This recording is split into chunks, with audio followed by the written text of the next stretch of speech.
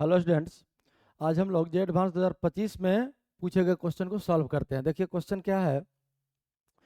In a scattering experiment a particle of mass 2m collides with another particle of mass m।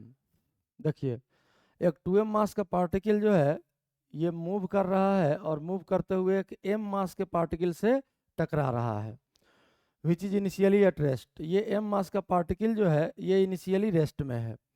Assuming the collision to be perfectly elastic, the maximum angular deviation theta of heavier particle as shown in the figure in radians is। देखिए यहाँ से 2 dimensional collision है, ये साफ साफ दिख रहा है डायग्राम से। ये 2m मास का पार्टिकल आया, m मास का पार्टिकल रेस्ट में है, टकराया और टकराने के बाद 2m मास का पार्टिकल इस डायरेक्शन में भागा। इनिशियल डायरेक्शन जो था 2m का, इनिशियल जो डायरेक्शन था मोशन का, यहाँ से थीटा एंगल पर भागा। इसका एंगल नहीं दिया है तो कैलकुलेशन के लिए इसका एंगल फिलहाल हम लोग फाई एज्यूम कर लेते हैं। फाई एंगल पर m मास का पार्टिकल भाग रहा है यहाँ से। अब देखिए 2m मास का पार्टिकल का वेलोसिटी कोलिजन के बाद मान लेते हैं हम लोग v1 और m मास के पार्टिकल का वेलोसिटी मान लेते हैं v2। क्वेश्चन क्या है आपका, सिर्फ इंफॉर्मेशन हम लोग के पास है कि परफेक्टली इलास्टिक कोलिजन है और थीटा का मैक्सिमम वैल्यू निकालना है और ऑप्शन यहाँ दिया हुआ है, इसी को सॉल्व करना है। तो 2 डायमेंशनल कोलिजन तो आप लोग पढ़े ही होंगे। इसको हम लोग एक्स एक्सिस मान लेते हैं और इसको हम लोग वाई एक्सिस मान लेते हैं और सबसे पहले एक्स और वाई के लॉन्ग मोमेंटम कंजर्वेशन का इक्वेशन लिखते हैं। तो देखिए इनिशियल मोमेंटम कोलिजन के पहले ये तो रेस्ट में था, इसका मोमेंटम 0 और इसका मोमेंटम सिर्फ एक्स एक्सिस के लॉन्ग है। कितना? तो मास है 2m और इनिशियल वेलोसिटी इसका मान लेते हैं u। तो इनिशियल मोमेंटम हो गया इसका कितना, 2mu एक्स एक्सिस के long. Momentum conservation p, momentum के लिए px इक्वल्स कांस्टेंट, ये इक्वेशन लिखेंगे। एक्स एक्सिस के लॉन्ग मोमेंटम कंजर्व रहेगा, पहले ये इक्वेशन लिखते हैं। तो कोलिजन के पहले का मोमेंटम हो गया कितना आपका, 2m मास और इनटू वेलोसिटी u और इक्वल्स कोलिजन के बाद का देखिए 2m v1 इधर है, थीटा एंगल है तो एक्स एक्सिस के लॉन्ग कितना हो जाएगा, 2m v1 cos थीटा और m का कितना हो जाएगा इधर, तो m v2 cos phi plus m v2 cos phi. अब यहाँ से m और ये m कैंसिल हो गया और इक्वेशन आपका बन गया 2u equals 2v1 cos theta और प्लस v2 cos फाई। अब यहाँ से देखिए ये एक्स एक्सिस के लॉन्ग मोमेंटम हुआ, मोमेंटम कंजर्वेशन, इक्वेशन 1 मान लेते हैं। वाई एक्सिस के लॉन्ग अगर देखें पी वाई, यहाँ लिख लेते हैं P Y equals constant. Momentum conservation Y axis के लॉन्ग भी कांस्टेंट रहता है, 2 डायमेंशनल कोलिजन में पढ़े ही होंगे आप लोग। अब यहाँ से इनिशियल मोमेंटम 0 क्योंकि ये रेस्ट में है, इसका एक्स एक्सिस के लॉन्ग वेलोसिटी है तो वाई एक्सिस के लॉन्ग मोमेंटम 0 हो जाएगा। अब इसका अगर हम लोग मोमेंटम लिखें तो राइट साइड में 2m v1 sine theta, 2m v1 sine theta और इसका मोमेंटम नेगेटिव वाई के लॉन्ग हो जाएगा, ये पॉजिटिव वाई के लॉन्ग इसलिए प्लस, और ये हो जाएगा m v2 साइन फाई। अगर इसको उस साइड ले जाएं तो यहाँ से हम लोग इक्वेशन लिख सकते हैं, m कैंसिल भी हो गया, m से डिवाइड कर देंगे वही आ जाएगा, 2v1 sine theta equals v2 sine phi. ये इक्वेशन नंबर 2 आ गया। अब इसको हम लोग को सिंप्लीफाई करके और थीटा का मैक्सिमम वैल्यू निकालना है। देखिए कैसे सॉल्व करते हैं, इक्वेशन 1 और 2 को एक बार अरेंज करते हैं हम लोग, क्योंकि यहाँ देखिए यहाँ बहुत सारा अननोन है, एक वैल्यू भी दिया नहीं है, तो हम लोगों को धीरे धीरे एक एक करके अननोन्स को क्या करना होगा, एलिमिनेट करना होगा। तो सबसे पहले हम लोग फाई को एलिमिनेट करते हैं, क्योंकि हमको थीटा का मैक्सिमम वैल्यू चाहिए है तो फाई से कोई मतलब नहीं है। इसके लिए क्या करते हैं कि इक्वेशन 1 को देखिए 2u इधर है, 2v1 cos थीटा को इस साइड लाते हैं, इधर बचेगा v2 cos फाई और इस इक्वेशन में राइट साइड में देखिए क्या बचा है, v2 साइन फाई। अगर स्क्वायर करके ऐड कर दिए तो v2 स्क्वायर आ जाएगा sine square phi plus cos square phi 1 हो जाएगा। तो पहले यही हम लोग सिंप्लीफाई करते हैं, फिर अगला इक्वेशन देखेंगे। तो 2u minus 2v1 cos theta, 2u minus 2v1 cos theta equals आया है आपका v1 साइन नहीं, V1 cos फाई था, V1 cos phi, V1 cos phi देख लेते हैं एक बार। हाँ ये नहीं, V2 cos फाई था, 2V1 cos थीटा और V2 cos फाई, V1 नहीं। ठीक है, जो भी था इक्वेशन 1, 2V1 cos थीटा को उस साइड सिर्फ ले गए हैं, 2u है, 2V1 cos थीटा उस साइड गया, इधर बचा V2 cos फाई। यही आपका इक्वेशन 1। और इक्वेशन 2 देखिए क्या था आपका, 2V1 sin theta, 2V1 sin theta equals, ये होगा आपका V2 sin phi, V2 sin phi, यहाँ equation 2, V2 sin phi, equation 2। अब हम लोग क्या करना है, 1 स्क्वायर प्लस 2 स्क्वायर, दोनों को स्क्वायर करके अगर हम लोग ऐड कर ले तो देखिए राइट साइड ही पहले लिख लेते हैं, V2 square cos square phi plus V2 square sine square phi, V2 square common आ जाएगा, cos square phi plus sine square phi 1 हो जाएगा।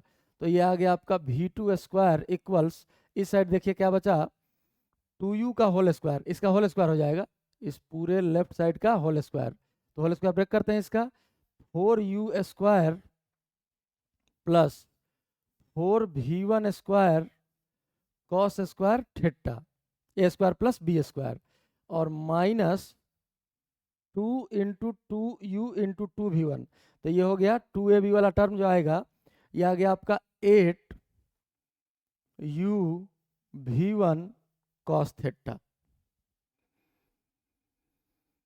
और प्लस में हो गया इसका होल स्क्वायर, तो 4V1 साइन स्क्वायर थीटा। अब यहाँ से देखिए अगर इसको और सिंप्लीफाई करके हम लोग लिखें तो V2 स्क्वायर बराबर क्या आ जाएगा, 4u स्क्वायर तो रहेगा ही, प्लस यहाँ से देखिए 4V1 स्क्वायर, 4V1 स्क्वायर ये भी स्क्वायर है, इसका स्क्वायर किया गया है, तो 2V1 का स्क्वायर 4V1 स्क्वायर हो जाएगा साइन स्क्वायर थीटा, तो 4V1 स्क्वायर कॉमन आ गया, cos square theta plus sine square theta यहाँ से 1 हो गया, तो ये बच गया 4u square plus 4V1 square, और minus 8u V1 cos theta. अब इसको इक्वेशन हम लोग मान लेते हैं 3।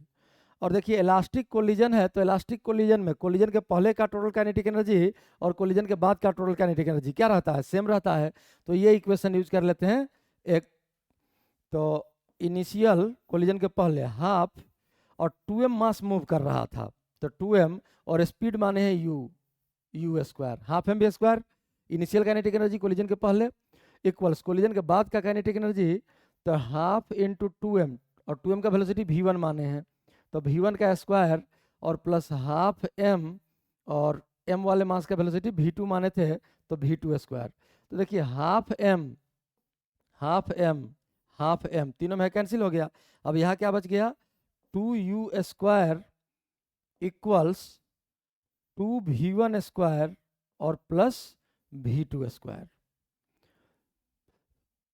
अब देखिए यहां से हम लोग क्या बोले थे, एक एक करके हम लोग टर्म्स को एलिमिनेट करते हैं, पहले 5 को एलिमिनेट किए, अब हम लोग इक्वेशन 3 और इक्वेशन 4 के यूज से V2 को एलिमिनेट करते हैं, क्योंकि हम लोगों को थीटा का मैक्सिमम वैल्यू निकालना है, तो जिसका डेविएशन थीटा है उसका वेलोसिटी हम लोग क्या माने हैं, V1 माने हैं, तो V1 ही रखेंगे, V2 को एलिमिनेट कर लेते हैं।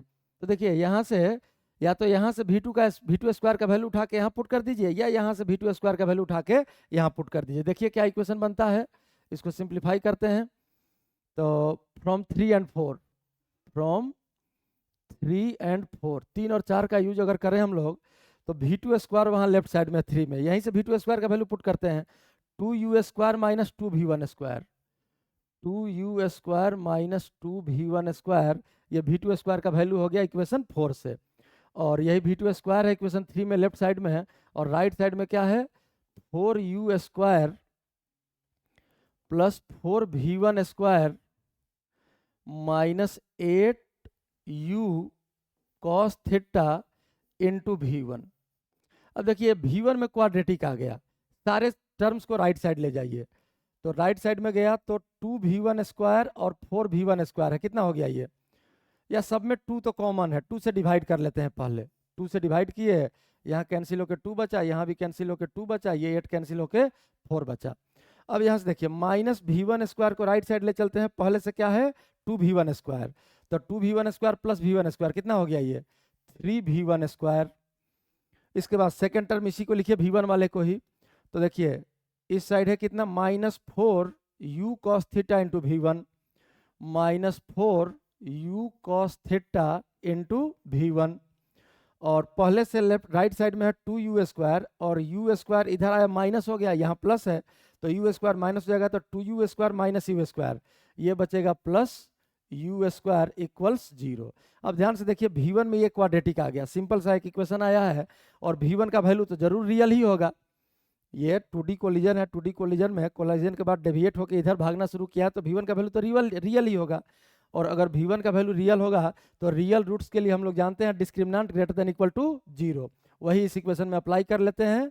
Discriminant greater than equal to 0, discriminant कितना हो जाएगा B स्क्वायर, तो B देखिए कितना है -4U cos थीटा, स्क्वायर कीजिए 16U square cos square theta, minus का स्क्वायर तो प्लस ही हो जाएगा, B स्क्वायर -4AC, तो 4A है 3, 12 हो गया, और C है प्लस U स्क्वायर, तो ये हो गया 12U स्क्वायर, और ये होना चाहिए ग्रेटर देन इक्वल टू 0।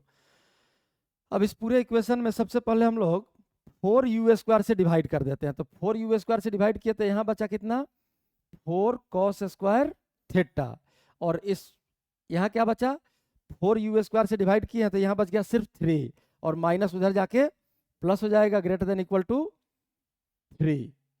अब यहाँ से cos स्क्वायर थीटा अगर हम लोग देखें तो cos square theta greater than equal to cos square theta greater than equal to 3/4, तो cos theta greater than equal to कितना हो जाएगा और √3/2।